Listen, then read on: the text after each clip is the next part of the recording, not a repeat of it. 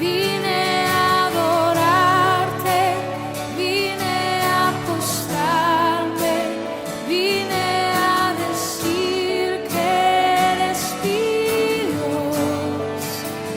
Solo tú eres grande, solo tú eres digno, eres asombroso para mí.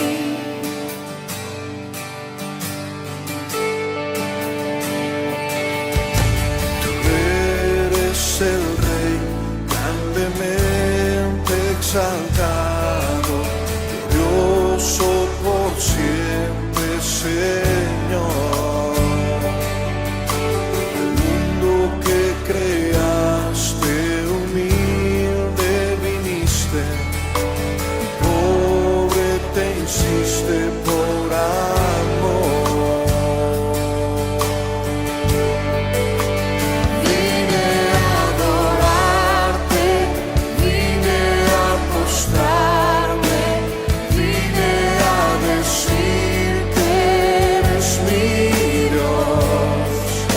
Solo tú eres grande, solo tú eres digno, eres asombroso para mí. Vine a adorarte, vine a postrarme, vine a decir que eres mi Dios. Solo tú eres grande, solo tú eres digno, eres asombroso para mí. Dios les bendiga, amados hermanos, con la gracia y la paz de nuestro Señor Jesucristo. Mi deseo y oración es que su gracia abundante te estén acompañando en todo este camino que hemos recorrido. Vamos a entrar a la palabra de Dios. Te invito al libro de Primera a los Tesalonicenses, capítulo 1. Y vamos a leer del verso 1 al verso 10. Es un breve capítulo. Hemos estado estudiando el libro de los Hechos y llegamos al capítulo 17, donde Pablo y Silas salen de Filipos y van a Tesalónica, esta preciosa ciudad. Y lo que Dios hace allí en medio de gran oposición es maravilloso, es animador. Y por eso el tema de este mensaje es prosperando en tiempos adversos.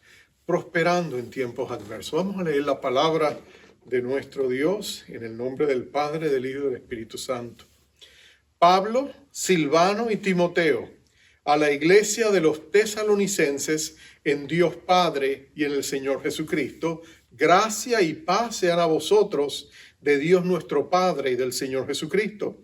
Damos siempre gracias a Dios por todos vosotros, haciendo memoria de vosotros en nuestras oraciones, acordándonos sin cesar delante del Dios y Padre de la obra de vuestra fe, del trabajo de vuestro amor y de vuestra constancia en la esperanza en nuestro Señor Jesucristo. Porque conocemos, hermanos amados de Dios, vuestra elección. Pues nuestro evangelio no llegó a vosotros en palabras solamente, sino también en poder, en el Espíritu Santo y en plena certidumbre, como bien sabéis, cuáles fuimos entre vosotros por amor de vosotros. Y vosotros vinisteis a ser imitadores de nosotros y del Señor, recibiendo la palabra en medio de gran tribulación, con gozo del Espíritu Santo, de tal manera que habéis sido ejemplo a todos los de Macedonia y de Acaya que han creído. Porque partiendo de vosotros ha sido divulgada la palabra del Señor, no solo en Macedonia y Acaya, sino también en todo lugar vuestra fe en Dios se ha extendido. De modo que nosotros no tenemos necesidad de hablar nada, porque ellos mismos cuentan de nosotros la manera en que nos recibisteis y cómo os convertisteis de los ídolos a Dios para servir al Dios vivo y verdadero, y esperar de los cielos a su Hijo, al cual resucitó de los muertos, a Jesús, quien nos libra de la ira venidera. Gloria a Dios, vamos a orar. Padre amado, en el nombre precioso de nuestro Rey de Gloria, nuestro Señor Jesucristo, Señor, te pedimos que tú nos des sabiduría de lo alto, unción de lo alto, para comunicar la palabra de tu corazón al corazón de mis hermanos y amigos, para que ellos la reciban con gozo, con alegría, para que traiga nuevos bríos, esperanza, fortaleza en los tiempos adversos en que estamos. Gracias por la iglesia de Tesalónica, por lo que tú hiciste allí en medio de gran tribulación y de gran adversidad, para mostrarnos a nosotros también que aún en los lugares más oscuros de nuestra vida, tú puedes irrumpir e iluminar nuestro sendero, dando consuelo, fortaleza, paz y gozo, y nosotros podemos, como ellos, perseverar en ti. Así que háblanos ahora a través de tu palabra, llévate la gloria por lo que vas a hacer. En el nombre de Jesús, amén. Amén y amén. Mary Ann Baker, yo le llamo Mariana. Mariana Baker fue una mujer de Dios, una sierva de Dios, que sirvió al Señor con constancia, pero que en un momento dado de su vida va a enfrentar una crisis tan aguda, tan dolorosa, tan cruel, que va a hacer que toda su fe se estremezca y ella llegue hasta dudar de Dios. Lo que ha pasado en la vida de Mariana es que ella se enfermó de un virus con toda su familia y fue algo tan terrible que sus padres murieron. Su hermano se va a enfermar, su único hermano se va a enfermar de tal manera que se va a mudar a un lugar más cálido buscando alivio y allí unas semanas después va a morir también. Y esta mujer de Dios va a tener una crisis en su fe en virtud de toda esta gran tribulación, que ella va a cuestionarlo todo. Ella va a decir, y escribió estas palabras, ella dijo: toda mi vida he tratado de llevar una vida consagrada a Cristo, pero esto es más de lo que puedo sobrellevar. ¿Qué he hecho para merecer esta tragedia? Ni yo ni mi familia le importamos a Dios. Así se sentía ella. ¿Alguna vez te has sentido así? ¿Alguna vez has luchado cuando estás inmerso en una tremenda adversidad? Cuando parece que lo que Dios está haciendo no tiene sentido, cuando de pronto te encuentras transida o transido en un momento doloroso, cuando surge la tragedia o seres amados parten, en medio de toda esta pandemia que estamos viviendo con la incertidumbre del futuro, quizás muchos hijos de Dios se sienten de esa manera. Quizás las palabras de ellas en una canción que escribió Mariana Baker nos ayuden a entenderlo. Después que ella tuvo esta crisis, poco a poco Dios le fue alando con cuerdas de amor y sacándola de esa profunda depresión en que había caído. Y en una ocasión un pastor de apellido Palmer le dijo: Mariana, tú escribes música, ¿por qué no escribes una canción, un himno para una reunión especial? Y ella se le pidió al Señor que le mostrara de dónde, y el Señor le llevó a aquel pasaje donde está la tormenta y Jesús duerme en el barco. Y en medio de toda aquella cruenta adversidad, Jesús se va a levantar y va a calmar los vientos. Pero antes de que suceda, sus discípulos están arropados de temor, de ansiedad. Están luchando porque les cuesta creer. Y entonces, ella en las primeras dos estrofas de esa canción se registra ese doloroso encuentro que ella tiene en medio de su crisis. Y las primeras dos estrofas leen así: del Cristo, paz, cálmese la tempestad. Dice: Cristo, el mar se encrespa y ruge la tempestad. Oscuros los cielos se muestran, terribles sin piedad. ¿No te da pena el vernos? ¿Puedes aún dormir cuando el mar amenaza sumirnos en esta profundidad? Cristo, con grandes angustias inclino a ti mi faz. Dolores mi alma acongoja. Oh, mándame tu solaz. Ola de males me cubren. Vénseme su furor y perezco, oh Cristo, oh sálvame del dolor. Esas expresiones profundas de una alma que está luchando con su fe quizás resuenen en tu corazón y el mío. En estos días en que hemos sido golpeados tan severamente, donde hemos perdido seres amados, donde hemos perdido amigos, donde hemos perdido gente que son tan especial y eran tan especial para nosotros, es posiblemente que tú te sientas que estás inmersa o inmerso en grande tribulación. Bueno, la iglesia de Tesalónica nació de esa manera. En Hechos capítulo 17 se cuenta brevemente, a rasgos bien ligeros, lo que había sucedido. Si tú recuerdas, Pablo y Silas regresan, ellos van a llegar a Tesalónica. Tesalónica era una ciudad estratégica, era la capital de la provincia de Macedonia. Se llamaba Tesalónica porque era el nombre de la hermana o la media hermana del gran Alejandro Magno, el hijo de Felipe de Macedonia, el rey que era responsable de extender el imperio greco-romano en el mundo entero. Pero mira esto, ellos llegan allí a esta gran y estratégica ciudad.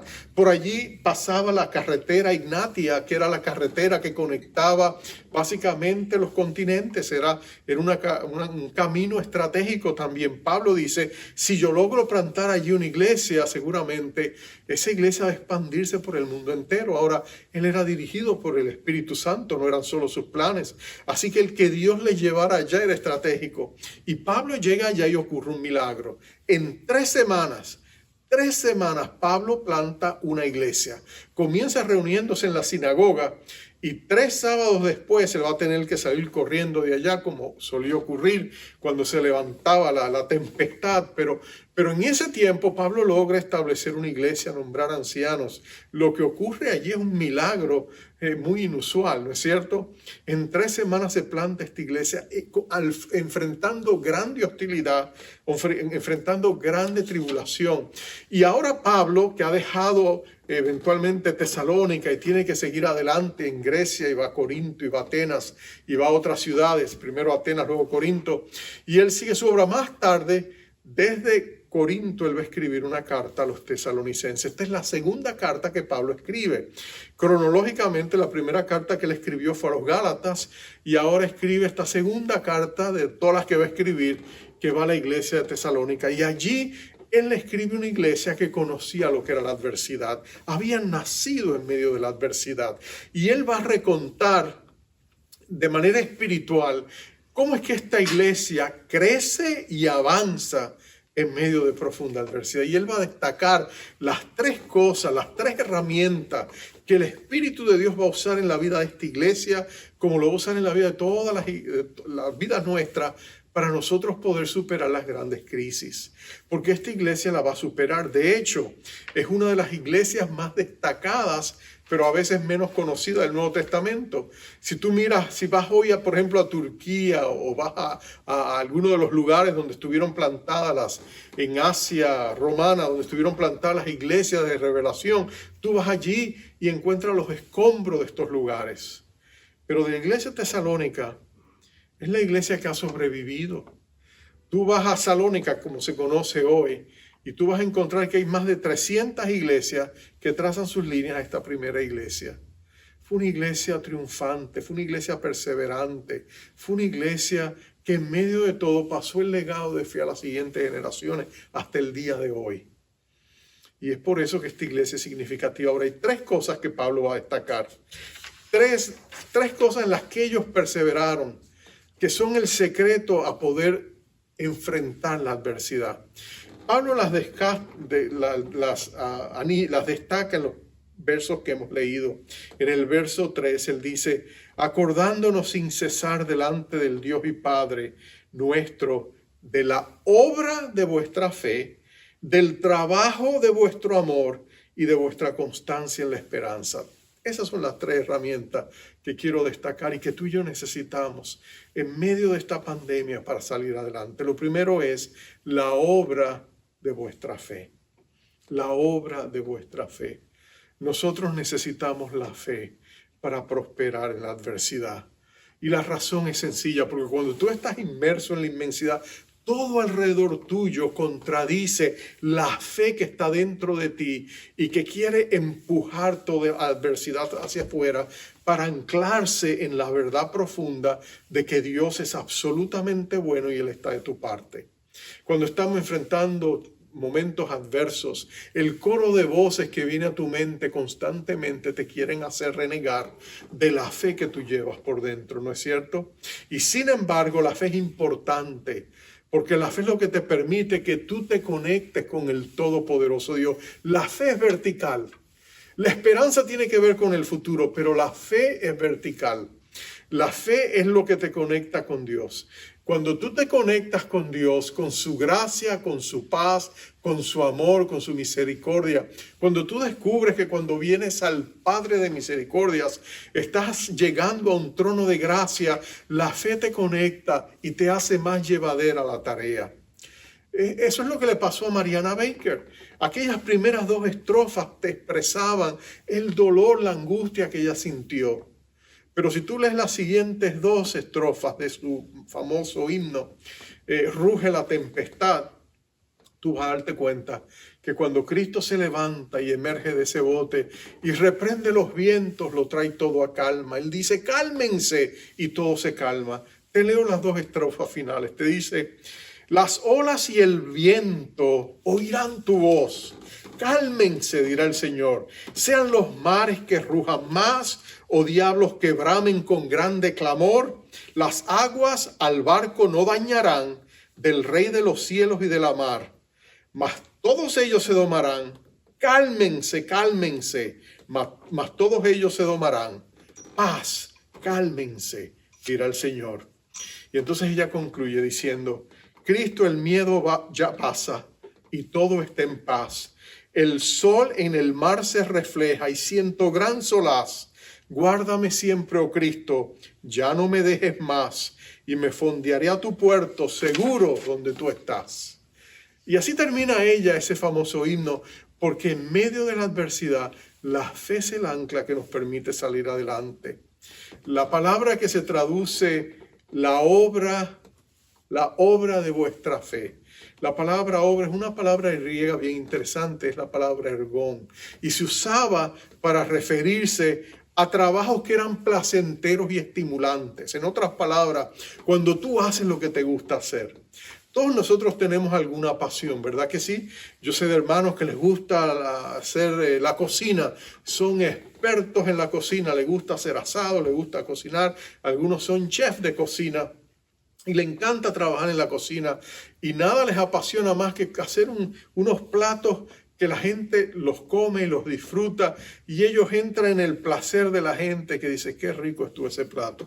Quizás lo tuyo es diferente, quizás te gusta hacer otras cosas. Hay personas que les gusta la costura, otros la carpintería, otros les gusta todo tipo de pasiones. Pero mira esto, cuando tú estás haciendo lo que te apasiona, si es el deporte, si es lo que sea, ¿verdad que tú lo disfrutas? O tú vives para esos momentos, ¿no es cierto? Qué bueno, hay partido esta tarde, ¿no es cierto? Tú disfrutas esos momentos. ¿Por qué? Porque te apasiona, ¿no es cierto? Bueno, la palabra ergón se refería a eso, cuando nosotros hacemos lo que nos apasiona. Y lo que él está escribiendo es que la fe se apasiona de relacionarse con el Dios que nos ama. Cuando tú y yo nos acercamos y sentimos la presencia del Señor y su amor manifiesto, entonces tú y yo nos conectamos con alegría. Cuando tú estás cargado, cuando estás pecaminoso, cuando sientes que tienes que venir a la presencia de Dios y bañarte, y entras y recibes su perdón, y recibes la reconciliación, y recibes la restauración, y de pronto vuelves a sentirte limpio, nítido, te vuelves a sentir que los vientos alicios y refrescantes del amor de Dios han pasado sobre ti. ¿Verdad que la fe entonces es placentera? La fe nos conecta al Dios que nos ama. Y por eso aún en los momentos más adversos, por eso es que la fe es importante. El rey David, que conoció tiempos tormentosos, posiblemente más que muchos de nosotros, porque las luchas de David eran constantes. Pero él escribió en el Salmo 27, verso 13, hubiera yo desmayado si no creyese, la fe, si no creyese que veré la bondad de Jehová en la tierra de los vivientes. Él vivía convencido que no importara cuán terrible fuera la adversidad, Dios estaba allí y Dios lo iba a levantar y Dios lo iba a rescatar y Dios iba a mostrar su gracia y su amor a su vida porque Dios estaba a su favor. Ese es el poder de la fe. Cuando en medio de todo lo que está pasando, tú le dices al mundo mentiras. Dios es bueno, Dios es fiel, Dios está conmigo. Todo lo puedo en Cristo que me fortalece. Si Dios está conmigo, ¿quién contra mí? El infierno te puede traer los peores ataques, pero tú te escondes bajo la mano poderosa del Dios que te ama. Y tú sabes que allí estás seguro porque Él es tu roca, Él es tu amparo, es tu fortaleza, es tu luz y tu salvación. Tu rescatador es la fortaleza de tu vida. Por eso nosotros podemos escondernos allí. Y esa ha sido, la historia de la iglesia a través de los siglos. Si tú lees el libro de Hebreos, el capítulo 11, allí se destacan 28 ejemplos de hombres y mujeres de Dios que vivieron bajo la fe y enfrentaron grandes adversidades y enfrentaron reinos y peleas y luchas y todo tipo de guerras, conflictos. Pero en medio de todo eso, su luz y su fe les dio la victoria, porque ellos estaban amparados con el Dios, cumplidor de promesas y mantenedor de pactos. Tú y yo podemos decir lo mismo. Y cuando nosotros nos acercamos a ese capítulo 11 y le llamamos el Salón de la Fama de los grandes hombres y mujeres de fe. Y yo me imagino que cuando lleguemos al cielo veremos monumentos por todos lados en el cielo de estos grandes hombres y mujeres de fe. Yo pienso que en el cielo tienen que haber recordatorios de hombres que caminan, lo está en la Escritura, lo debe estar mejor en el cielo también, ¿no es cierto? Pero no solamente esos conocidos de la palabra. Yo creo que tú te vas a sorprender con algunos de los monumentos que vas a ver. Quizás veamos los grandes monumentos a los grandes siervos de Dios, y allá estará el monumento a Billy Graham, y allá estará el monumento a Luis Palau, que ahora está en gloria, o allá estará Martín Lutero, allá estarán el doctor Martin Luther King, o podríamos pensar en Juan Knox, que oraba a Dios y le decía, Señor, dame Escocia, o dame la muerte, y Dios le dio Escocia. Pero también yo creo que tú vas a ver algunos monumentos edificados por la fe, que te van a sorprender. Y allí uso la imaginación, pero allí vas a ver un monumento a la mamá Dolores, que oró por 52 años por su familia y batalló con lágrimas, reclamando para Dios y para su reino la vida de sus hijos y de sus nietos. Y Dios le escuchó, y quizás ya en ese monumento vamos a ver sus oraciones y va a haber unas palabras que dice, Dios le escuchó y le concedió que por las próximas 1000 generaciones esa semilla de fe siga vigente en la vida de su descendencia. ¿No sería maravilloso ver eso? Porque eso es lo que la fe hace.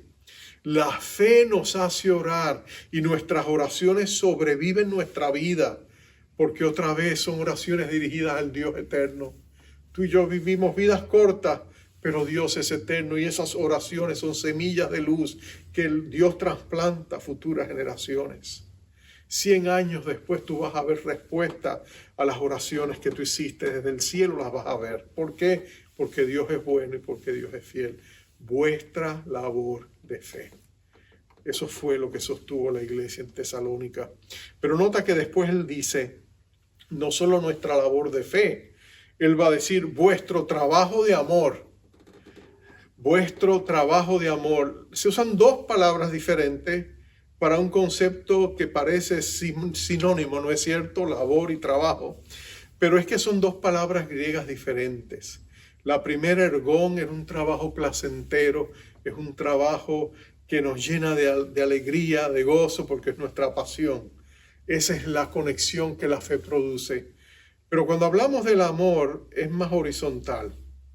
Es amar la gente, su trabajo de amor. Es el servicio, la consagración de nuestras vidas a hacer la voluntad de Dios. Y la palabra que se usa es diferente. O sea que en múltiples ocasiones en las cartas de Pablo vamos a ver mención de esas tres cualidades: la fe, la esperanza y el amor. En 1 Corintios 13, y la mayor de ellas es el amor. Pero en Romanos 5:5 se mencionan las tres y se destaca del amor que ha sido derramado en nuestros corazones para que nosotros amemos con ese amor divino.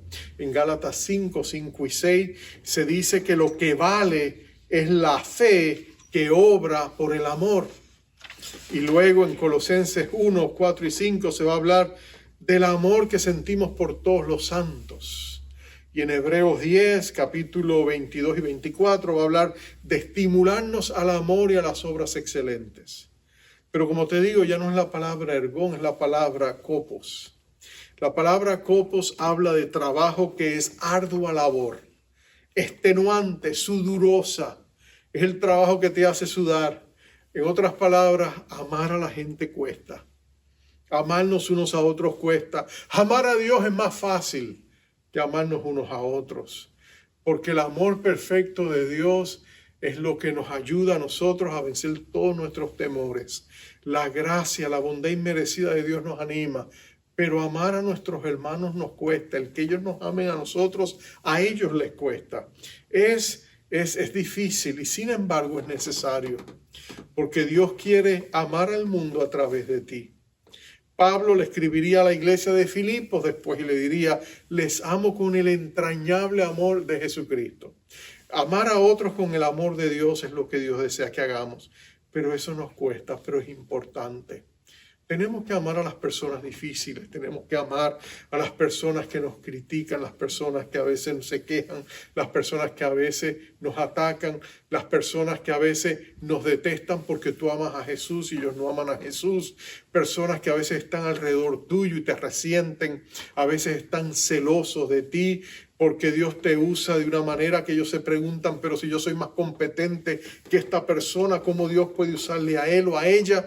Y no se dan cuenta de que es que esa persona, aunque es menos competente, busca de Dios, se humilla y Dios le usa, más allá de sus propias capacidades. La gente no entiende eso. Pero mira esto: amar no es fácil, pero es necesario. La iglesia de Tesalónica entendió que aunque amar costaba, era necesario amar. Y ellos aman. ¿Y cómo aman? Ellos aman. Y ellos se aman unos a otros. Y la manera en que muestran su amor es comunicándose a otros el evangelio. Ellos predican a otros. Ellos le dejan saber al mundo que Jesucristo es la respuesta. Pablo dice que llegaba a lugares y ya no tenía que predicar. Los hermanos de allá de Tesalónica habían predicado. En toda la provincia de Macedonia se hablaba del amor de los tesalonicenses. En la provincia de Acaya se hablaba del amor de los tesalonicenses. Ellos habían invadido al mundo con su amor. Era el mejor testimonio de la vida de la iglesia. Y es que ellos comunicaban el amor de Cristo. Y gente venía a Cristo atraídos por ese amor. Y por eso Pablo en 1 Tesalonicenses 1:8 leímos, dice: porque partiendo de vosotros ha sido divulgada la palabra del Señor, no solo en Macedonia y Acaya, sino que también en todo lugar vuestra fe en Dios se ha extendido. De modo que nosotros no tenemos necesidad de hablar nada. Mira lo que está pasando. Ellos están mostrando el amor al proclamar el amor de Cristo a aquellos que le necesitan. En esta pandemia todos hemos sufrido y la tentación es centrarnos en nuestro dolor. Pero si tú abres los ojos, tú te das cuenta que hay dolor en todas partes. Hay otros que están sufriendo, quizás más que tú. Hay otros que han perdido seres amados y no tienen a Jesucristo. No tienen la esperanza. El dolor es mucho más gravoso, es más cargoso, porque ellos no tienen quien les consuele. Tú tienes el Espíritu Santo, el gran Consolador, que nos consuela en todas nuestras tribulaciones, para que con el consuelo que recibimos de Él podamos consolar a otros con la misma consolación que nosotros recibimos.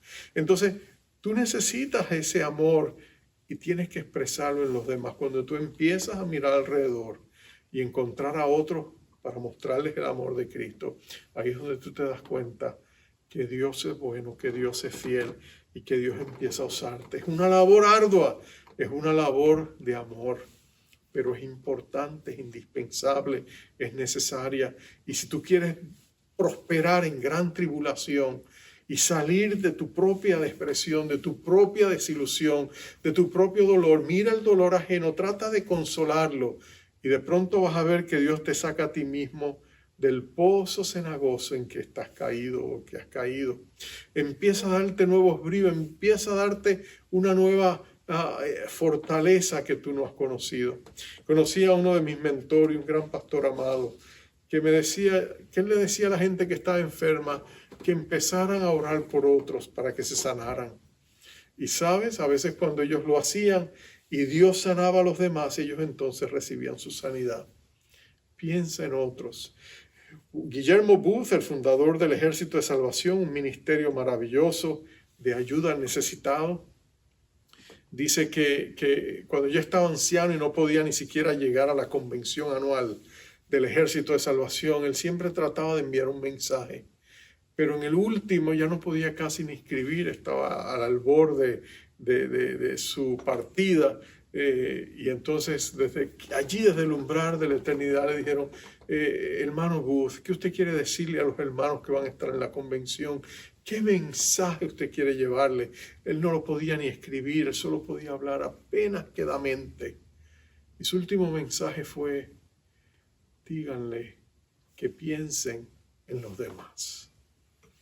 Piensen en otros. Ese es el corazón del Evangelio, pensar en otros.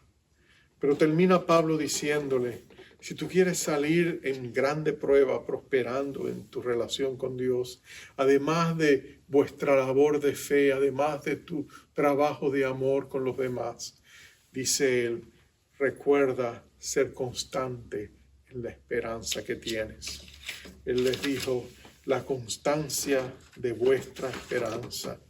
Porque si la fe nos conecta a Dios y el amor nos conecta con los demás, la esperanza nos conecta con la herencia futura que Dios tiene reservada para nosotros en los cielos. Y es una herencia, dice Pedro, que es incontaminada, incorruptible e inmarcesible. En otras palabras, nunca se marchita. Es una esperanza segura. La esperanza nos da un sentido de expectativa confiada. Nos está fundamentada en una certeza sólida.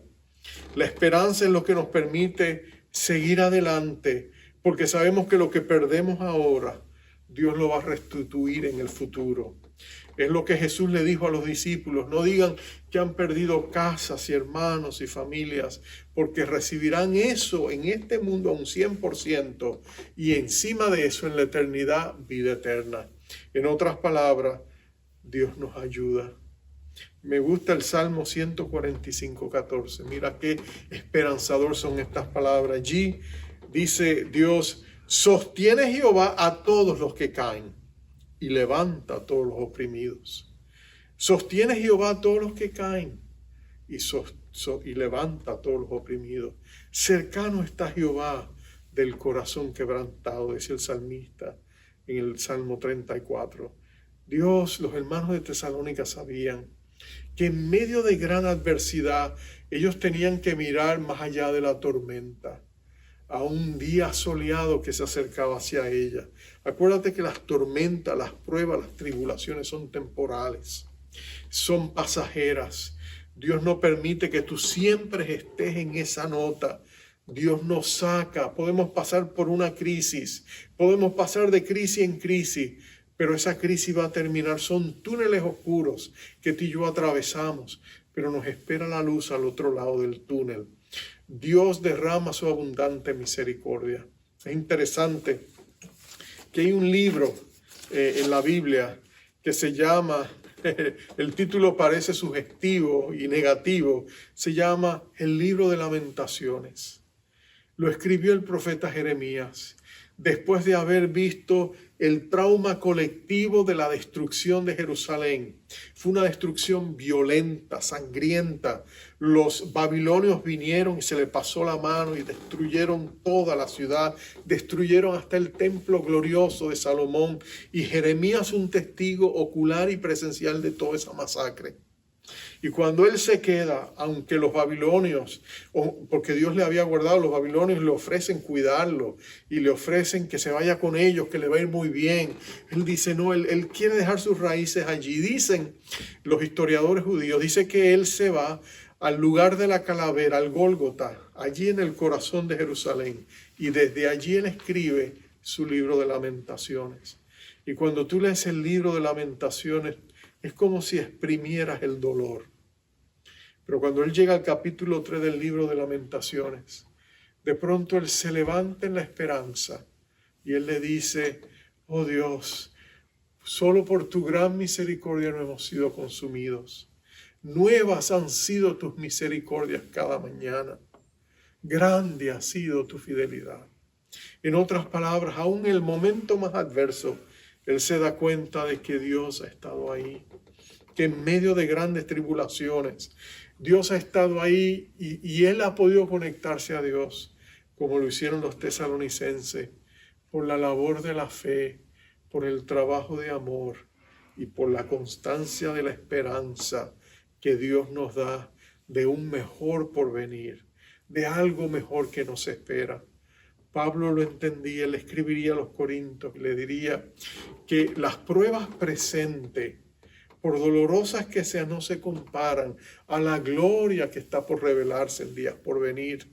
Pablo usa la esperanza y se proyecta al futuro porque él sabía que la prueba era momentánea. Y aun si llegase la muerte, él dice, si esta tienda terrestre de pronto tuviera que ser abandonada, nos espera algo mucho más glorioso y mucho mejor, porque aunque lo que esté afuera se desgaste, lo que está adentro se va renovando de gloria en gloria por el Espíritu del Señor. Así que, amado hermano, si estamos pasando diversas pruebas, recuerda, no es la hora para sucumbir, es la hora de levantarnos, fortalecernos y descansar y agarrarnos de un Dios que es bueno, que es fiel y que está con nosotros. Vamos a orar. Padre amado, qué consolador es saber que tenemos a un Dios todopoderoso, un Dios que no nos abandona, un Dios que no nos deja, un Dios que siempre nos ha dado promesas, un Dios que nos dijo, estaré con vosotros todos los días. Y no es como para que nosotros pensáramos, bueno, no estamos solos, no, Él está con nosotros. Y nosotros tomamos el tiempo para habitar al abrigo de Dios. Si tomamos el tiempo para acercarnos y escondernos debajo de sus alas, si nos abrigamos bajo el cuidado y el abrigo del Altísimo, moraremos bajo la sombra del Omnipotente. Castillo mío y esperanza mía, decía Moisés en el Salmo 91. Él sabía que podía esconderse allí hasta que pasara el quebranto, porque Dios era bueno y fiel. De igual manera nosotros en este día, Señor, declaramos nuestra fe, damos voz a nuestra fe y decimos, Señor, tú eres bueno, tú eres bueno, tú eres bueno, tú estás con nosotros. Y aún del dolor y de la tribulación tú nos levantarás, tú nos consolarás, tú nos fortalecerás, tú nos darás la esperanza preciosa y maravillosa de saber de que estamos seguros en tus manos, que no tenemos razón de temer al futuro o volver nuestra mirada al pasado. Podemos poner nuestra mirada en ti y tú nos ayudarás, nos prosperarás y en tu nombre nos levantaremos y saldremos avantes en medio de estas luchas. Y por eso lo único que te podemos decir es gracias, Señor. Gracias, Señor. Gracias, Señor. Y perdónanos cuando somos víctimas de caer en esos pozos profundos de la desesperación, el pozo profundo del desconsuelo, y cuando pensamos, Señor, y renegamos de las verdades que tú nos has dicho. Y Padre, gracias por tu perdón también, aún en momentos como ese. Así que levántanos, fortalécenos y ayúdanos a caminar bajo la gloria y bajo la protección de tus alas. En el nombre glorioso de nuestro Rey de gloria, nuestro Rey Jesucristo, a Él sea la gloria y la alabanza por los siglos de los siglos. Amén, Señor. Amén y amén. Y ahora, amado hermano, te invito a que recibas la bendición del Dios que te ama. Él te dice, y decía el sacerdote al pueblo de Dios, expresando la voluntad de Dios, Jehová te bendiga y te guarde. Jehová haga resplandecer su rostro sobre ti y tenga de ti misericordia. Jehová alce sobre ti su rostro y ponga en ti paz. Dios te bendiga. Tu amor por mí es más dulce que la miel y tu misericordia es nueva cada día. Tu amor por mí es más dulce que la miel y tu misericordia es nueva cada día. Es por eso que te alabo, es por eso que te sirvo, es por eso que te doy todo mi amor. Y es por eso que te alabo, es por eso que te sirvo, Es por eso que te doy todo mi amor. Tu amor por mí es más dulce que la miel y tu misericordia me da cada día. Tu amor por mí es más dulce que la miel y tu misericordia me da cada día. Es por eso que te alabo, es por eso que te sirvo, es por eso que te doy todo mi amor. Es por eso que te alabo, es por eso que te sirvo, es por eso que te doy todo mi amor. Dice una vez más, es por eso